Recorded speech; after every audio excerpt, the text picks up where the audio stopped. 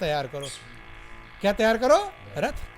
रथ तैयार हो गया, बैठ गया और रथ हाँकने वाला सीधे जाता है अपने गुरु महाराज जी के पास। नदी किनारे कुटिया बनाकर रहा करते थे, वहाँ पर गया, पैरों में गिर कर रोने लगा कि गुरु महाराज जी मुझसे बहुत बड़ा अपराध हो गया, आज आपकी आज्ञा के बिना मैंने कदम रख दिया। महापुरुष कहते हैं गुरु आज्ञा से उतरे शब्द भी होना होए और ताको काल घसीटिए बचा सके नहीं।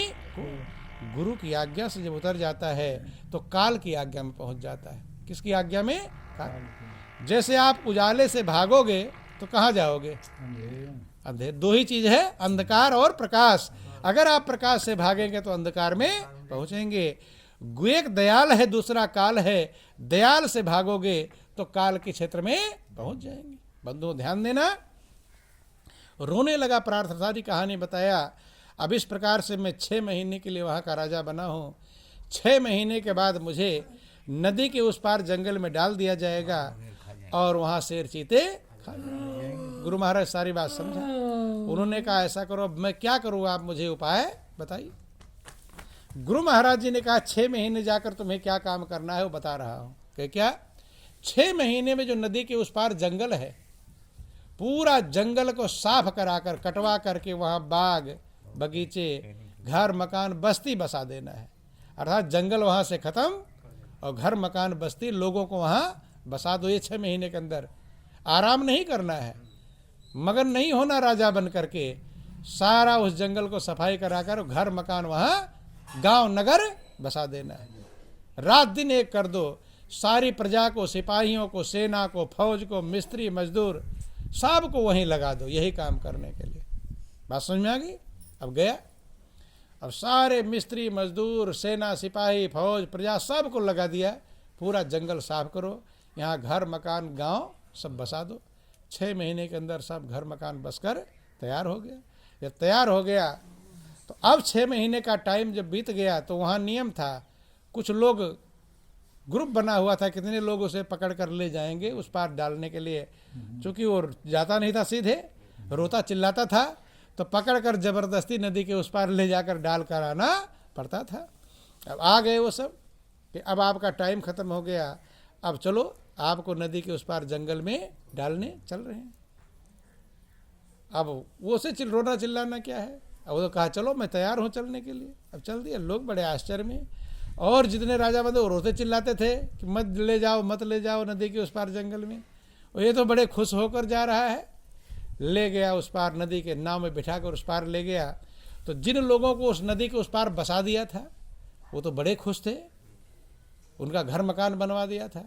अब वो लोग बैंड बाजे लेकर स्वागत के लिए खड़े थे। किसके लिए? अब इधर से उतारा गया, अब उधर वो अपने रथ में बैंड बाजे नाचते गाते ले जा रहे हैं। अब नाव में जो छोड़कर आने वाले लौट रहे हैं, अब उधर से सोच रहे हैं कि पहले हमारे राज्य के राजा हुआ कर बड़े मूर्ख हुआ करते थे, नहीं है? 6 महीने मौज मस्ती में बिता देते थे और बाद में रोते चिल्लाते जाते थे, मत ले जाओ जंगल में, मत ले जाओ। ये राजा कितना बड़ा होशियार निकला, यहाँ भी मगन और नदी के उस पार गया वहाँ भी मगन। तो सोचा कि कितना समझदार राजा, आज तक हमारे राज्य का कोई हुआ नहीं, तो क्यों ना इसी के लिए सब सदा के लिए इसी को राजा बना दें। समझिए, विचार प्लानिंग बनाया, क्यों ना अपने राज्य का संविधान ही बदल दें। संविधान बदल दिया और फिर वापस नाव लेकर जाते हैं कि महाराज अब हम अपने राज्य का राजा आपको हमेशा के लिए बनाना चाहते हैं।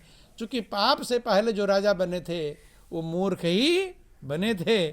4 दिन मौज मस्ती में बिता दिया और फिर रोया चिल्लाया और बिरखा चला गया। बंधु अर्थात उधर उस नदी के उस पार का भी राजा बन गया और इस पार का भी।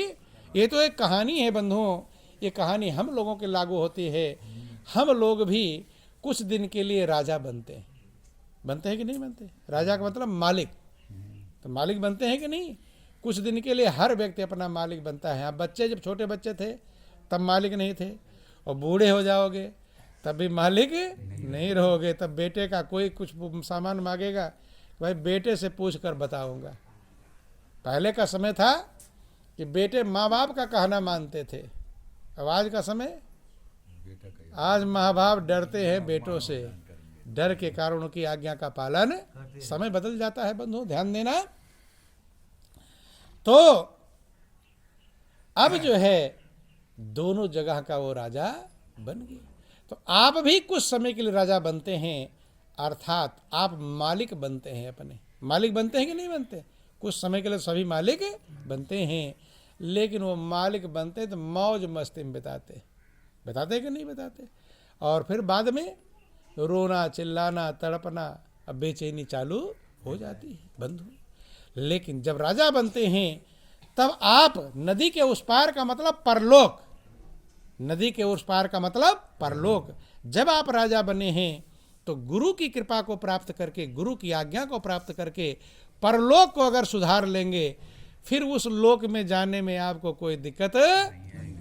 जो उधर का काम बनाए नहीं हुए तो बेचैन है, न जाने उधर क्या होगा। बेचैन कौन होता है?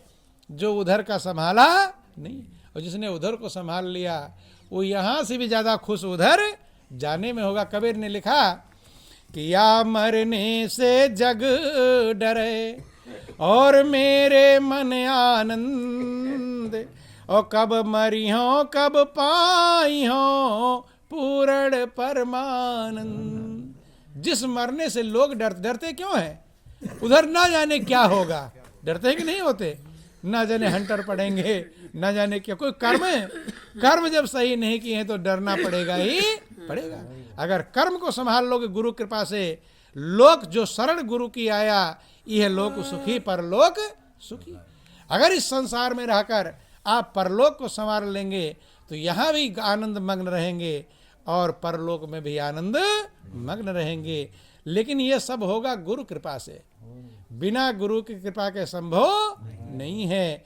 इसीलिए कि राम कृष्ण से को बड़ो और तीन गुरु सेवा कीन, और तीन लोक के जो धनी सो गुरु आगे आधीन। कुछ तो लोग गुरु नाम का बना लेते हैं, हाजी कान फुकवा लिया, माला मंत्रों से कुछ नहीं होगा। तब जब गुरु सदगुरु मिलेंगे, परमात्मा का आप सुनते हैं, गुरु गोविंद दो खड़े काके लागो पाए, बलिहारी गुरु आपने जिन गोविंद दियो। उसी गुरु की बलिहारी है जो गोविंद को आपको लखा दे, पहचान करवा दे। यही है परमात्मा, और इसी में अपने मन को लगाना है। तब तक आपका संशय भ्रम खत्म नहीं होगा जब तक परमात्मा का आपको ज्ञान नहीं होगा। भगवान कृष्ण अर्जुन से क्यों कह रहे हैं तू तत्वदर्शी महापुरुष शरण में जा? कहते चले जा किसी संत की शरण में नहीं कहा। तत्वदर्शी, तत्व का मतलब परमात्मा, जो परमात्मा तत्व को भली भांति जानने वाले ज्ञानी महात्मा हैं, उनकी शरण में जा। प्रेम पूर्वक दंडोत प्रणाम कर, विनम्र भाव से उनकी सेवा कर। जब तेरी सेवा से प्रसन्न हो जाए तो हाथ जोड़कर और कपट छोड़कर जब तू पूछेगा तो तत्व को जानने वाले तत्वदर्शी महापुरुष तुझे तत्व का ज्ञान उपदेश करेंगे, जिसे अपने हृदय में पहले मेरे स्वरूप को देखेगा। कहाँ देखेगा? अपने हृदय में। बाद में सारे संसार में मुझे पहचान पाएगा। पहले कहाँ पहचान करना होगा? अपने हृदय में।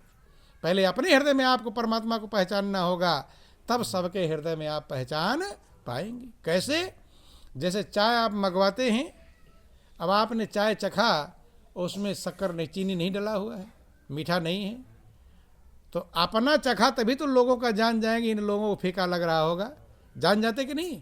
सबका नहीं चखे, अपने कप की चाय चखे हैं, लेकिन आपको समझ में आ गया कि इन लोगों को फीका लग रहा होगा। और अगर आप घर के मालिक, आप क्रोध में आ जाते, गुस्से में, अरे चीनी नहीं डाला क्या, फटकार लगाते कि नहीं लगाते? सबका चाय इकट्ठा करो, अभी मत दो, और फिर से वापस ले जाओ। और चीनी दूसरों का कैसे जान गए? जब अपना आपने पिया। ऐसे अपने अंदर जब परमात्मा को पहचान लोगे तब दूसरे के अंदर पहचान पाओगे। और अपने अंदर नहीं पहचान पाए तो दूसरे के अंदर पहचान सकते? तुलसीदास ने पहले अपने अंदर पहचाना था। बंदो गुरुपद कंज कृपा सिंधु नर रूप हरि, महामोहतम पुंज जासु बचन रवि कर। अपने अंदर पहचाना था, तब वो कहते सिय राम मैं सब जग जानी, और करहूँ प्रणाम जोर जुग। उन्होंने लिखा श्री गुरुपद नख मणि गण ज्योति, सुमिरत दिव्य दृष्टि होती। यही गुरु की कृपा है कि हृदय में वो दिव्य दृष्टि प्राप्त हो जो दिव्य परमात्मा है, उस तक आप पहुंच सकें। कि श्री गुरु पद नख मणि गण ज्योति, सुमिरत दिव्य दृष्टि होती। दलन मोह तम सोस प्रकाशु, बड़े भाग्य उरिया वहीं जासु। उगरही बिमल बिलोचन ही के, मिटहि दोष दुख भव रजनी के। सुझहि रामचरित मणि मानिक, गुप्त प्रगट जहाँ जो जय खानिक। जथा सुअंजन अंजदृग, साधक सिद्ध सुजान। और कौतुक देखत शैल बन, भूतल भूरि निधान। जब सदगुरु मिलेंगे तो ये आपके जीवन में घटेगा जो तुलसीदास के जीवन में घटा था। कि गुरुपद रज मृदु मंजुल अंजन, नयन अमीय दृग दोष विभंजन। तेहि करि विमल विवेक बिलोचन, और बरनौ रामचरित भव मोचन। प्रभु रामचरित मानस कैसे लिखा? गुरु की कृपा से। गुरु पद रज मृदु मंजुल अंजन, और नयन अमीय दृग दोष विभंजन। गुरु की कृपा जो है इस दोषों को मिटाने वाली है। और तेहि कर विमल विवेक बिलोचन, उसी से अपने विमल नेत्रों को विमल करके, और वर्णव रामचरित भव मोचन। मैं रामचरित का वर्णन कर रहा हूँ जो दुखों को नष्ट करने वाला, मिटाने वाला है। तो बंधुओं, जो पढ़ते हैं उस पर विचार करें, मनन करें। ज़्यादा पढ़ने से अच्छा है एक बात पढ़ें लेकिन उसको करें। पढ़ने गाने सुनने से ज़्यादा अच्छा है करना। क्या है? करना। कि कथनी मीठी खाण सी, और करनी विष की लोय। और कथनी छाड़ करनी करे, तो विष से अमृत होय। कथनी बहुत मीठी हो, खाण जैसी गुड़ जैसी मीठी हो, और करनी विष के समान हो, लेकिन फिर भी कथनी को छोड़कर करनी करना चाहिए, तो विष से भी अमृत बन जाएगा। जो एक बात पढ़े उसको करने पर उतारें, आचरण में उतारें, जीवन में उतारें, तब आप मंजिल पाएंगे। और खाली गाते रहेंगे, अखंड पाठ करते रहेंगे, उससे मनुष्य को मंजिल मिलने वाली जीवन कीमती है। एक सत्संग सुनने वाला था, तो एक शब्द सुना, समझ में आई बात, उठकर चला जाता तुरंत। एक बात सुना कि वहाँ उठता नहीं, रुकता नहीं था, उठकर चला जाता। लोग कहते देखो पागल, अभी तो आया और तुरंत उठकर चला गया। फिर कभी आवे, कुछ दिनों बाद आता था, और फिर एक बात सुने फिर चला जाए। लोग कहते थे ना मूर्ख है, जब भी आता है एक बात सुने चला जाता था। वो क्या करता, एक बात जो सुन लिया अब जाकर उसका पालन करता था। क्या था? पालन। तो वो इतना महान बन गया, और रोज सुनने वाले ज्यों के त्यों रह गए। वो चिकने घड़े हैं, कितना डालोगे सब सरक जाएगा उस पर रहने वाला। वो एक बात सुना चला गया, जिसको लोग मूर्ख समझते थे। क्या समझते थे? मूर्ख समझते थे। वो महान बन गया। वो जो ज़्यादा सुनने गाने बजाने वाले थे वो ज्यों के त्यों, वो सोचते गाने बजाने इसी से काम चलेगा। ये सत्संग का मतलब होता है इसे करना। क्या है? करना। सुन समझे जन मुदित मन मज्जय हति अनुराग, और लहाय चार फल छत्तन साधु समाज प्रयाग। सुनेंगे, समझेंगे और करेंगे तब मंजिल मिलेगी। करेंगे नहीं तो बिल्कुल मंजिल मिलने वाली नहीं। और अहंकार मिल जाएगा तुम्हें। क्या मिल जाएगा? अहंकार। और मिल जाएगा प्रसादी, कि मैं तो बड़का रामायणी हूँ। क्या हूँ? रामायणी। और विकार तो मिल जाएंगे लेकिन कल्याण। इसलिए जीवन अनमोल है, कीमती है। अकड़ में घूमेगा चलकर, कोई पूछेगा चार चौपाइयाँ इधर सुना दिया, लोग कह रहे वाह बहुत जानते हैं, और अहंकार में भर कर चला जाएगा। इसलिए बंधु, गुरु के चरण में जाने पर अहंकार मिटता है। जब तक अहंकार नहीं मिटाएंगे तब तक हम परमात्मा को प्राप्त, कि जब मैं था तब हरि नहीं, और अब हरि है मैं नाही, और प्रेम गलियत साकरी तामे दो ना समाए। इसीलिए दुर्योधन का निमंत्रण भगवान कृष्ण नहीं स्वीकार करते, और विदुर के घर केले के छिलके खाते हैं। किसके कारण? दुर्योधन अहंकारी था। क्या था? अहंकारी। इसलिए अहंकार को मिटावें। जब अहंकार मिटेगा तो परमात्मा अपने आप आ जाएगा। उसे आने में देर, यही एक ही सीट है, और सीट पर दूसरा कोई बैठा हुआ तो कैसे आवे, वो बैठेगा? अहंकार को उतारना पड़ेगा, तब परमात्मा को आप बिठा पाएंगे। कि जब मैं था तब हरि नहीं, मैं रहेगा, सीट ही नहीं खाली है। हो सकता परमात्मा कई बार आए हों और सीट पर कौन बैठा है? अहंकार बैठा हुआ है, तो सीट ही नहीं खाली, लौट के चला गया हो। पहले इसे उतारो। ये उतार पाएंगे गुरु कृपा से, बिना गुरु कृपा के अहंकार मिटता कि मिटा दे अपने हस्ती को। अगर कुछ मर्तबा चाहे कि दाना खाक में मिलकर गुले गुलजार होता है, जब तक आप दाना मिटाता नहीं, मिट्टी नहीं बन जाता, तब तक एक दाने का 50 दाना बनता। अगर आपको मंजिल सही में पाना है, सही में कल्याण करना है, सही में जीवन को आनंद मग्न करना है, परमात्मा के चरणों में लगना है, तो एक उपाय है, अपने मैंपन को मिटाना पड़ेगा। जो कुछ सीखे हैं उसे भुलाना पड़ेगा। लेकिन ये बहुत कठिन काम है कि गुरु से लगन कठिन है भाई, और लगन लगे बिन काज न सरी हैं, जीव प्रलय हो जाए। अगर गुरु से लगन नहीं लगा पाएंगे तो जीव का प्रलय हो जाएगा। मनुष्य का जीवन पाया, पशु से बेकार जीवन गुजार कर चला जाएगा, और फिर रोएगा बिलखेगा कि हे प्रभु, एक बार मुझे मनुष्य का जीवन दे दो। तो मौका बहुत अनमोल है, कीमती है। विचार करें, मनन करें, और बंधुओं अपने मंजिल को प्राप्त करें। यही जीवन का सार है, यही जीवन का लक्ष्य है। ज़्यादा को ना का करके इन्हीं चंद शब्दों के साथ बोल